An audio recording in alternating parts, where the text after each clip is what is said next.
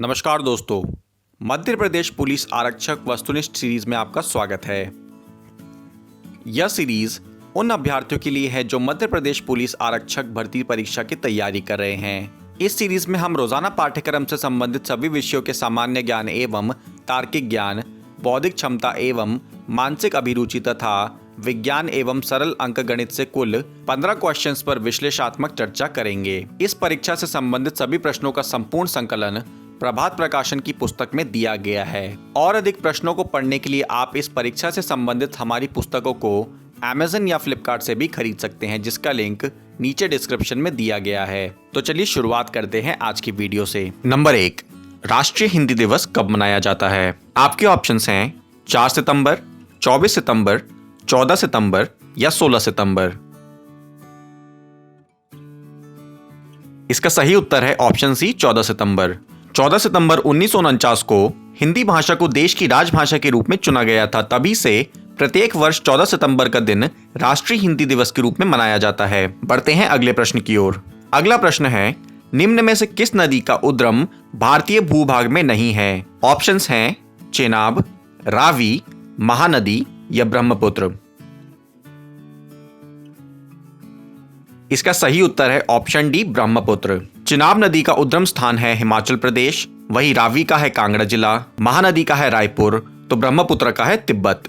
Brahmaputra 2900 kilometre लंबी नदी है। ब्रह्मपुत्र का उद्गम तिब्बत के दक्षिण में मानसरोवर के निकट होता है।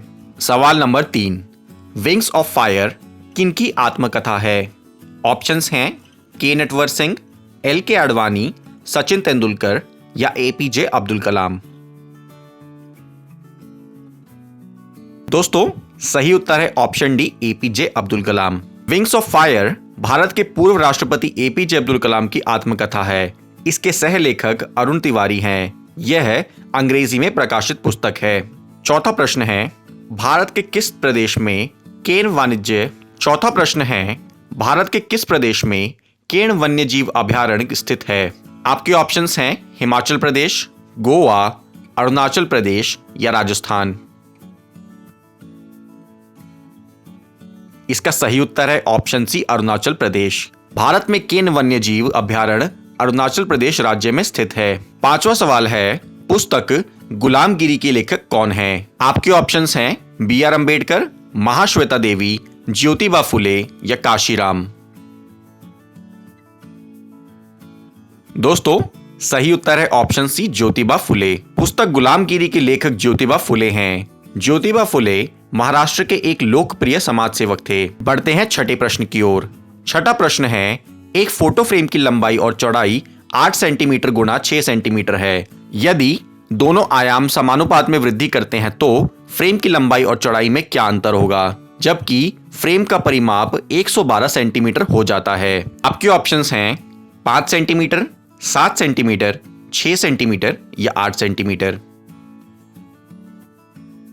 दोस्तों, सही उत्तर है ऑप्शन डी, 8 सेंटीमीटर। फ्रेम की लंबाई 8 सेंटीमीटर है, चौड़ाई 6 सेंटीमीटर है, तो परिमाप होगा 2 गुना 8 जमा 6 यानी कि 28 सेंटीमीटर। आगे की मैथमेटिकल इक्वेशन आपकी स्क्रीन पर दी गई है। स्क्रीन पॉज करके इस इक्वेशन को एक बार ढंग से देख ले। बढ़ते हैं 7वें प्रश्न की ओर। 7वां प्रश्न है, जब एक रेडियो का मूल्य 20% कम हो गया तो उसके विक्रय में 80% की वृद्धि हुई है, तो विक्रय पर कुल प्रभाव क्या रहा?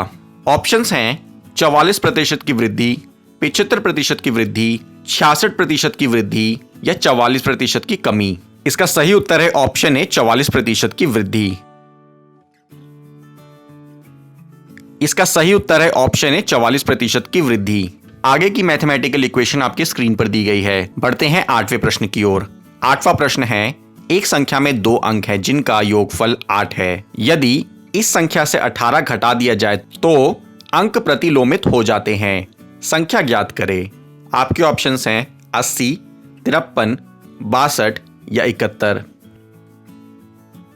सही उत्तर है ऑप्शन बी, 53। आगे की मैथमेटिकल इक्वेशन आपकी स्क्रीन पर दी गई है। बढ़ते हैं 9वें प्रश्न की ओर। 9वां प्रश्न है, 6 पुरुष और 8 महिलाएं एक कार्य को 10 दिन में कर सकते हैं, जबकि 13 पुरुष और 24 महिलाएं उसी कार्य को 4 दिनों में कर सकते हैं।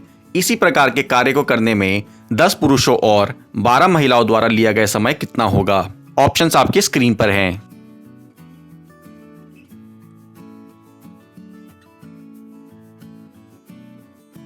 सही उत्तर होगा ऑप्शन बी। इसकी व्याख्या कुछ इस प्रकार है। इसके बाद की इक्वेशन आपकी स्क्रीन पर फ्लैश हो रही हैं। बढ़ते हैं 10वें प्रश्न की ओर। 10वां प्रश्न है, प्रथम 91 प्राकृतिक संख्याओं का औसत ज्ञात करें।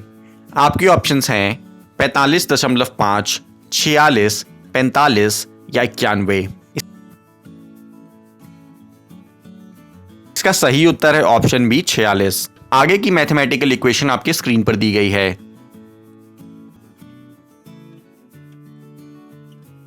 11वां प्रश्न है, -64x - 1331 का घन मूल निम्न होगा। आपके ऑप्शंस हैं 44, 88, -22 या -44। सही उत्तर है ऑप्शन ए 44। दोस्तों, ये बेसिक मैथमेटिकल इक्वेशन है जहां आपको संख्याओं को गुणा करके उनका क्यूब रूट निकालना है। बढ़ते हैं 12वें प्रश्न की ओर। 12वां प्रश्न है, एक आयत का क्षेत्रफल 400 मीटर स्क्वायर है। यदि इसकी भुजाएं 2 गुनी कर दी जाए तो नया क्षेत्रफल क्या होगा? ऑप्शंस हैं 800 metre square, 3200 metre square, 2400 metre square या 1600 मीटर स्क्वायर। आयत के क्षेत्रफल का फॉर्मूला है लेंथ इनटू ब्रेथ। बढ़ते हैं 13वें प्रश्न की ओर। 13वां प्रश्न है, निम्न में से क्या बिजली का कुचालक है? ऑप्शंस हैं नल का पानी, आसुत जल, लवणीय जल या अल्कोहल। सही उत्तर है ऑप्शन बी आसुत जल। आसुत जल बिजली का कुचालक होता है क्योंकि यह बहुत ही कम अंश में आयनित होता है जिसमें धारा प्रवाहित नहीं हो पाती है। यह पानी के लिए उपयुक्त नहीं होता है क्योंकि इसमें जीवन के लिए आवश्यक लवण अनुपस्थित होते हैं। 14वां प्रश्न है, कैल्शियम में 20 इलेक्ट्रॉन तथा 20 न्यूट्रॉन हैं तथा आर्गन में 18 प्रोटॉन तथा 22 न्यूट्रॉन हैं, तो उनके बीच में क्या समानता है? आपके ऑप्शंस हैं द्रव्यमान क्रमांक, संयोजी इलेक्ट्रॉनों की संख्या, परमाणु क्रमांक या परमाणु द्रव्यमान।